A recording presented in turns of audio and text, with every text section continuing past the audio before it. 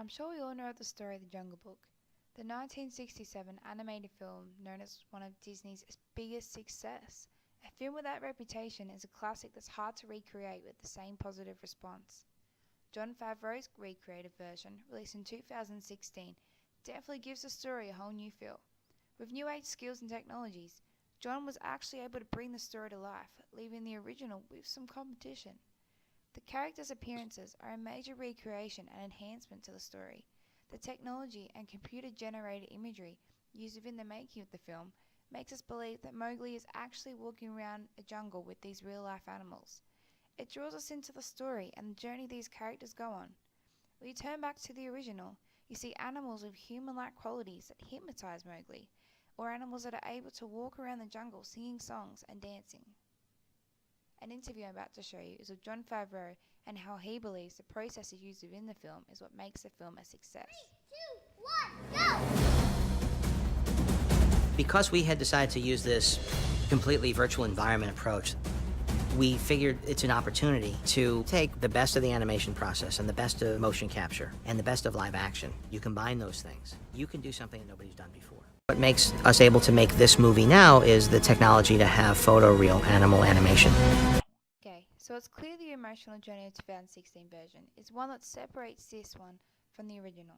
Because come on, who didn't shed a tear when Akela died? As Jon Favreau says, films have to be an emotional experience for the audience. You have to tell a good story. You could say the two stories target different audiences, contexts, and age groups.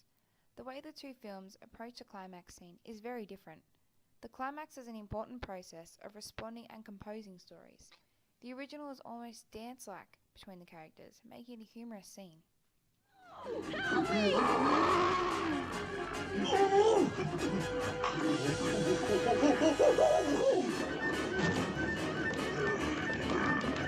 The original ultimately takes the fear out of what's really playing out within the story. If you think about it, this is a skill put in place so kids can watch a tiger biting a bear and a bear trying to hold a tiger back from killing a child. In the 2016 film, the reality of the animals, setting and action makes you imagine a young boy actually standing up against a tiger with his beliefs that he does belong in the jungle. Dear God, I'm not afraid of you. No one has to be afraid of you anymore.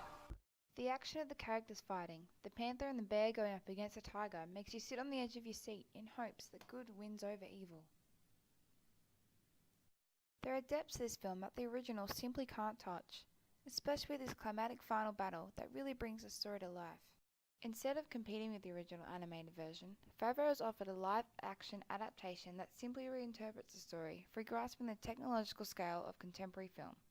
It's up to you to decide which of the two you prefer.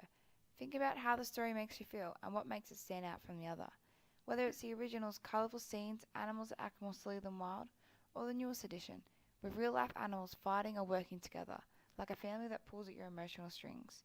Both films have their differences, which make them great stories of their own.